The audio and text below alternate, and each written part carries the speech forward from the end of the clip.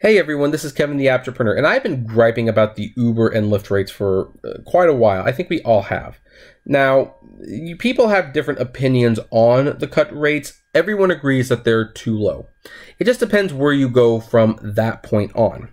Do you gripe and complain about Uber and not drive for them, or do you take a more sensible, I guess, approach and say, well, you can't control the rates, you can only control you, start figuring out how to make more money. And there's no particularly wrong way to approach it, but the thing is, Uber always lowers prices. They've always been lowering prices and they rarely raise rates. Every time I do like a raise rate story, it's always for like a certain county. It's basically for an area where drivers have basically stopped driving and that's the only thing that gets their attention. And we keep always asking, how much lower can they go? And they haven't gone too drastically low, like in the sense that it hit rock bottom and there wasn't a whole lot more to go from there. But lower rates could be coming still because Uber wants to introduce an Amazon Prime-like subscription service. Now, in a rare twist, this is Uber copying Lyft. Lyft, for those of you who don't remember, actually launched a package deal where you would get so many rides a month for so many miles for $300 a month. And people pointed out this was actually a really bad idea. It was a bad idea because not only was it out of price for most people, but it didn't encourage loyalty because all it would take is for the competition to release a plan that was cheaper and Lyft would have no more customers, or at least those customers that were loyal to Lyft would basically switch over once their package ran out. And it appears that that is going to be happening because it's not Amazon, I'm sorry.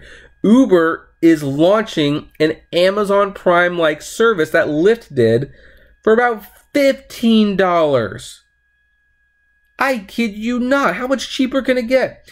Anyway, according to The Verge, Uber has a new plan to lock customers into its transportation ecosystem, while also expanding the list of services it offers ahead of an expected public offering in 2019. It's called Ride Pass. Ride Pass. And it's Uber's attempt at an Amazon Prime-style subscription service. Ride Pass is available today in 5 cities. Los Angeles, oh great. Austin, Orlando, Denver, and Miami. For $14.95 a month or $24.99 a month in LA, riders can lock in flat rates on all the UberX and Uberpool trips they take over the course of that month. Okay, I'm going to start right now and say one thing.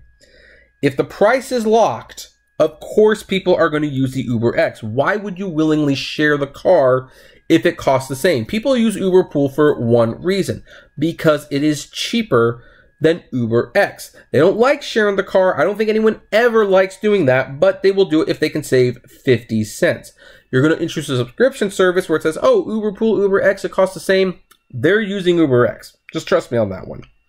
So the rates based on historical data will be heavily discounted, saving riders up to 15% on their overall monthly travel, Uber says.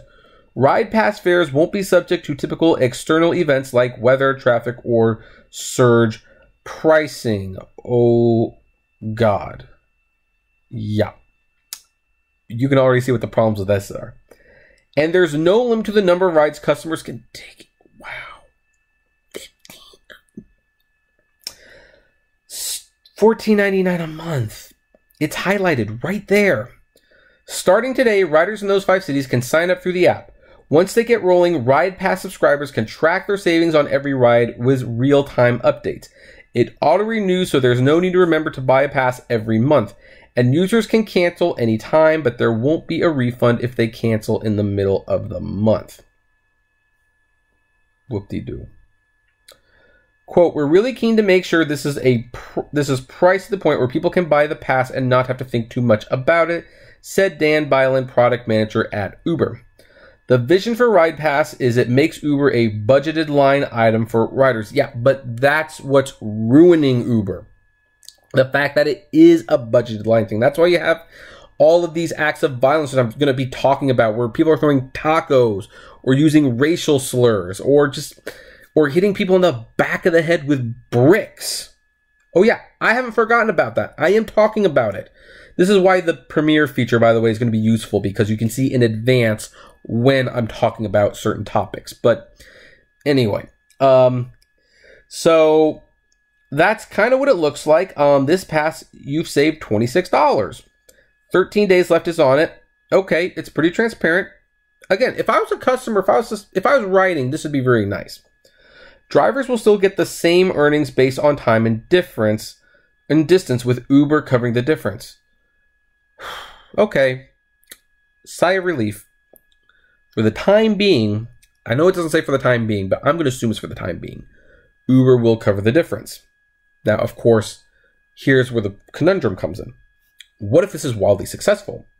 What if this switches a lot of people from Lyft to Uber? And what if this is what people are doing? But the service, they are using it too much for it to make money. At some point, Uber will be taking it out on the drivers. Mark my words. That means, yet again, Uber is introducing a new product that will require it to pay out huge sums in order to cover the full cost. The company rarely turns a quarterly profit, and it's reportedly looking to shore up its costs as it nears an IPO in 2019. Yeah, this is the huge step back. I could see why Uber was cutting costs, because they're heading for an IPO. They want to show that they're profitable, or at least losing less money. That's why they're putting a cap on the referral money. That's why they've changed the surge so that they can take more of it. That's why the upfront pricing exists. And yet this has the potential to drain them so much, especially in I'm going to call it lazy butt LA, where people will call in Uber to go 2 blocks. 2 or 3 blocks, they will call in Uber. And they will do this all day long.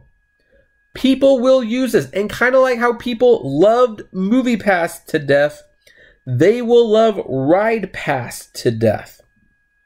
Of course, that might be a good thing in this case. Who knows? There are various different mechanisms with respect to how we think about the economics of this, Manik Gupta, head of product of Uber, told The Verge. Quote, "This is a unique structure that really meets the needs for our consumers. That's our focus right now. Over time, as we have more riders use the platform, all the rest will follow. Uber has been testing subscription plans on and off for at least 2 years. One iteration, Uber Plus, offered select riders in 6 cities up 20 to 40 trips at a reduced flat fare for $20. I remember that. I actually remember that.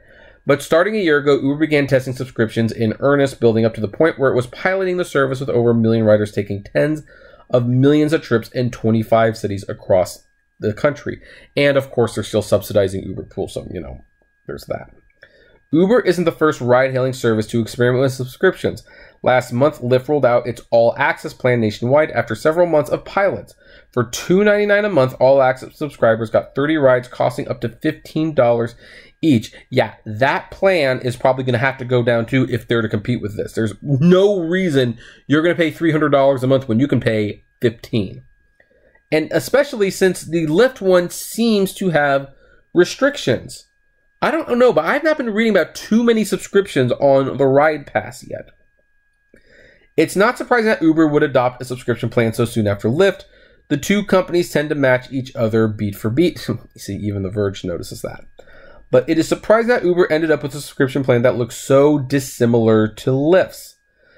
Billen called the $2.99 price of Lyft subscription as super high, arguing that Uber was trying to avoid sticker shock with its service. Yeah, but in all fairness, Lyft's subscription sounds profitable. I mean, let's look at it this way. Let's say you're a businessman and you take a lot of trips to the airport down the street. You're going to pay for Lyft's subscription.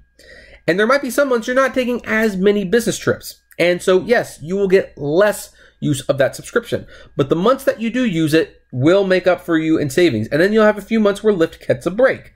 That is not what the $15 is going to guarantee. They are going to get all that and then a lot more much sooner. The price of $15 or $25, depending on the city, is way more approachable, he added, but not as profitable. In its announcement, Lyft framed its subscription as a way to encourage people to ditch their personal vehicles and rely on ride-hailing for the bulk of their daily travel. Uber has also has the stated goal of reducing personal car ownership, but it doesn't harbor any illusions about how difficult that will be. And again, I've talked about that many, many times. They want to kill car ownership because they want Uber to be the only thing in town, and when it's the only thing in town, Then they'll be charging a lot more than $3 to go 2 blocks down the street. People aren't ready to make that commitment yet, Bylan said. We see this as a place to start, and if they get there in the future, great, but that's a different strategy than we're taking. But more than anything else, a subscription is a great way to get typically fickle ride-hailing customers who bounce from app to app looking for the cheapest fare or the shortest wait time. The announcement comes amid reports that Lyft businesses are growing at a faster rate than Uber's, even though Uber remains significantly larger than its rival. And both companies are preparing to go public in 2019. Wall Street smiles on those companies with a deep bench of products and services. Speaking of other products, Uber isn't ready to include Jump bikes and electric scooters in subscription plan just yet, but LA-based scooters will get free bike and scooter access. Maybe that will make the $24.99 price tag a little bit easier to swallow. So at least if you're in LA, you get Jump and bike. So anyway, I pretty much stated my piece on that one, but yeah, this is Uber still trying to kill car ownership. And you know what? For $15 a month, I have to be honest. I have to be perfectly frank and perfectly honest. That's a great deal. Yeah, if you're a customer, there is no reason not to do this. If you take Uber even a little bit of time, yeah, you are going to sign up for it. Heck, you know what? That is such a good deal. I might even sign up for it. You know what? I might use it just to go to work. Why not? It's so cheap, and I would save so much money in gas doing that. I might actually consider doing it. I will tip the drivers, of course, because I will have to, but that's how good of a deal it is. It's enough of a savings. Am I going to get my car for that? No, but it will save me enough money while bleeding Uber a little dry. Now, my big concern is that even though they will make up the difference to the drivers, if they lose an exorbitant amount of money on this, unlike MoviePass, they will probably have the smarts to stop this nonsense and tweak it. On the other hand, they've kept Uber Pool around, and that has continued to lose them like $1 million a week in San Francisco alone, never mind the rest of the world. So Uber does have this tendency to stick to really bad business plans that don't make any money as long as it keeps them customers. But what do you folks think? Are any of you going to be getting this? I would love to know. So comment below, like, favorite, share, subscribe. If you enjoy my videos, consider becoming a Patreon member. It's totally optional, but even as low as $1 a month, and you will be saving a lot of dollars with Uber Ride Pass. It helps keep the channel running smoothly. And as always, flame responsibly. Have a good one.